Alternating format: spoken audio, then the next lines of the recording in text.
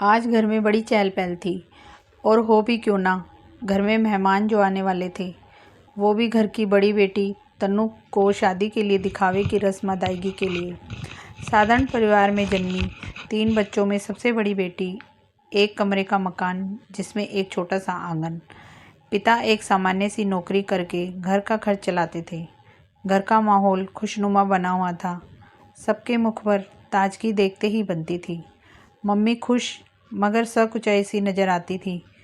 पिता के चेहरे पर खुशी के मध्य में चिंता के भाव साफ नजर आते थे। उन सब के बीच कम बोलने और अपने संस्कारों के प्रति सजग तन्नू के मन में रह रहकर हजारों सवाल उठ रहे थे। कुछ सूझ नहीं रहा था, मन बड़ा ही विचलित था।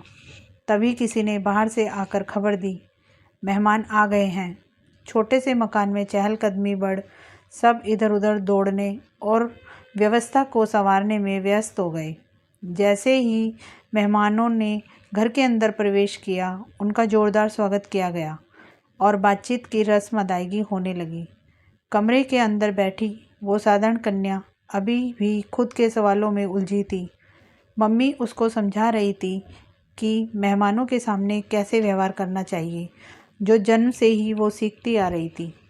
मगर आज उससे मम्मी ने क्या क्या कहा उसे कुछ मालूम नहीं था। वो तो खुद में ही उलझी थी। अचानक दरवाजे से आवाज़ आई, बेटी तन्नू। हाँ पापा, सकुचाते हुए अचानक जवाब दिया। तुम तैयार तो हो ना बेटी? जी पापा, धीरे से बोली। पापा पास आकर बोले, देखो बेटी, वो लोग आ गए हैं तुम्हें देखने और पसंद करने के लिए। मैंने अपनी तरफ से अच्छा धनी परिवार चुना है। लड़का सुशिक्षित और समझदार है। तेरा जीवन सदा खुशियों से भरा हो, इससे ज़्यादा और हमें क्या चाहिए। बाकी आखिरी फैसला अब तुम पर है, जिसमें मेरा पूर्णतः समर्थन होगा। कहते हुए पिता ने बेटी के सर पर दुलार से हाथ फेरा। पिताजी, क्या मैं कुछ पूछ सकती हूँ? सहसा तन्नू बोल पड़ी। हाँ हाँ बेटा, पूछो, सरल भाव से पिता ने जवाब दिया। क्या धनवान लोग ही सुखी रह सकते हैं? हम जैसे साधारण लोग सुखी जीवन नहीं जी सकते? क्या धन दौलत का नाम ही खुशी है? पिता चुपचाप थे। आज पहली बार बेटी ने उनसे खुलकर बात की थी। वो अपनी बात कहते हुए बोलती जा रही थी।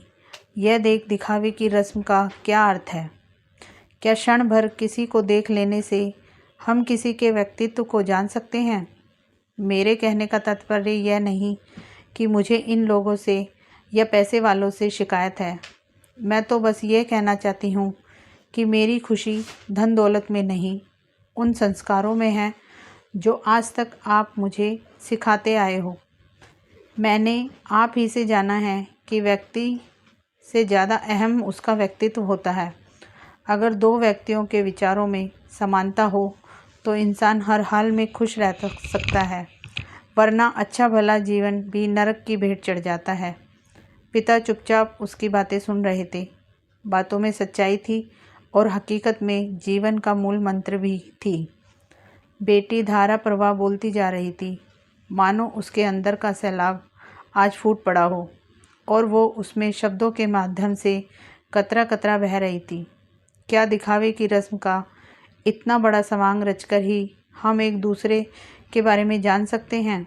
क्या इस तरह की किसी के व्यक्तित्व, आचरण या जीवन शैली का आभास कर सकती हूँ? मुझे स्वयं को लगता है शायद नहीं। आप यह ना समझना कि मेरे कहने का अर्थ इन सब का विरोध करना है। मैं किसी भी सामाजिक क्रियाकलाप के विरोध में नहीं हूँ और ना ही मैं प्रेम विवाह या लिव इन रिलेशन में विश्वास रखती हूँ। मेरे कहने का आशय मात्र इतना है कि किसी भी व्यवस्था को बदलने की नहीं, उसमें यथास्थिति समय अनुसार परिवर्तन की आवश्यकता है। जीवन कैसे जिया जाता है ये आपने मुझे अच्छे से सिखाया है। मैं हर हाल में स्वयं को ढाल सकती हूँ। परिस्थिति सम हो या विषम, दोनों से निपटना आपने अच्छे से सिखाया है। इतना कहते हुए तन्नू रुद्धे गले से अपने पिता से लिपट गई। दोनों की आंखों में आंसुओं का सैलाब उमड़ पड़ा। मम्मी मुंह पर हाथ रखे अपने स्वर को दबाए खड़ी थी। वो खुद को संभालने में असहाय लग रही थी। पिता में रुआंसा होकर अपने दोनों हाथों से बेटी का मुखड़ा ऐसे उठा लिया जैसे बड़ी बड़ी पत्तियों के मध्य पुष्प कलम हो। बेटी के माथे को चूमते हुए बोले, बेटा आज मैं कुछ नहीं कहूँगा, फैसला तुझ पर छोड़ता हूँ। तेरी सहमति में हमारी सहमति है। आंगन में बैठे मेहमान और परिवारगण शांत भाव से कान लगाकर उनकी बातें सुन रहे थे।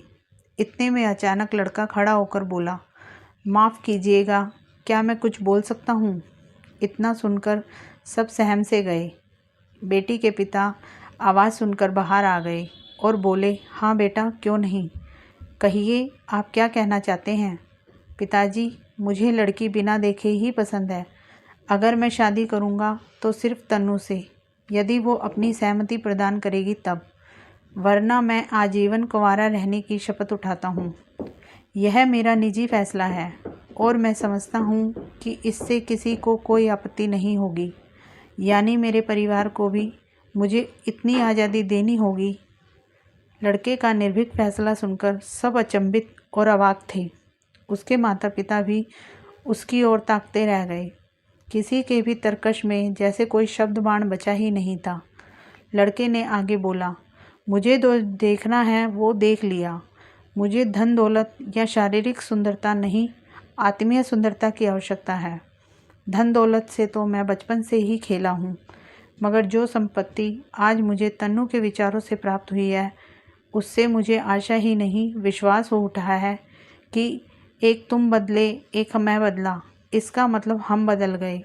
और जब हम बदले तो जग बदले, या ना बदले कम से कम अपनी आने वाली पीढ़ी को तो बदला ही सकते हैं। उसकी यह बातें सुनकर माहौल में हल्कापन आ गया। अंदर ही अंदर कमरे में दीवार के सहारे खड़ी तन्नू यह सब सुनकर रोते रोते मुस्कुरा रही थी और बाहर का शांत माहौल फिर से खुशियों की रफ्तार पकड़ चुका था। धन्यवाद।